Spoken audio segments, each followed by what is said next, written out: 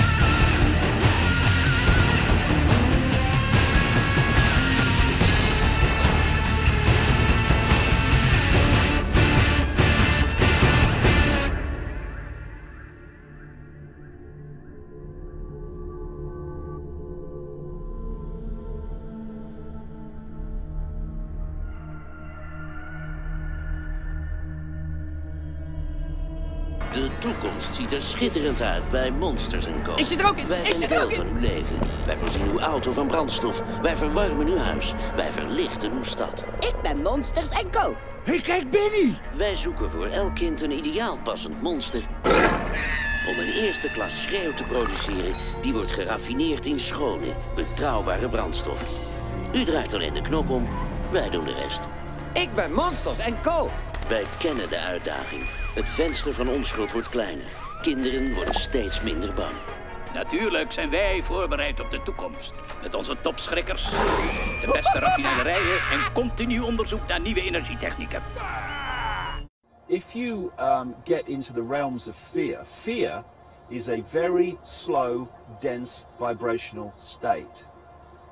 And the more you embody fear, and the whole of this manipulated society is globally is structured to make us fear, to make us have stress, to make us worry about tomorrow, and have guilt about yesterday, and forget about now.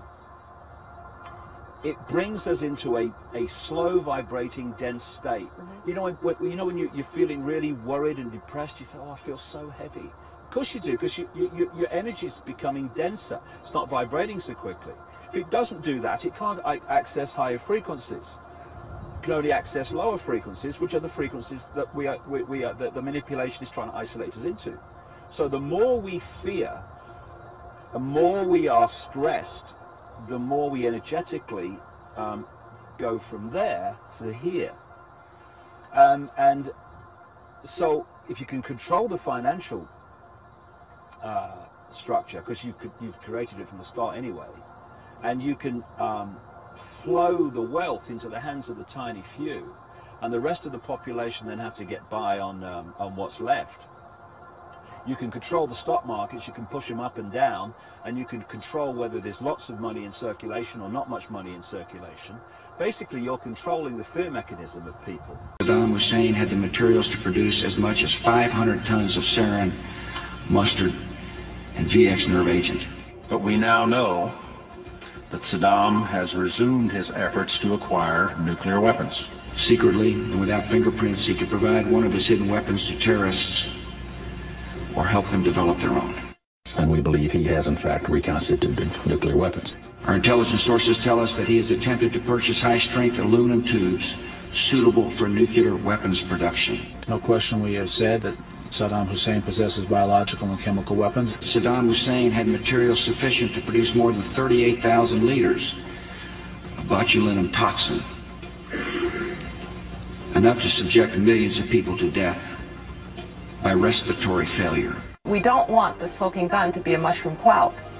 From 3 Iraqi defectors, we know that Iraq in the late 1990s had several mobile biological weapons labs. Delay in decision and inaction could lead to a massive and sudden horror.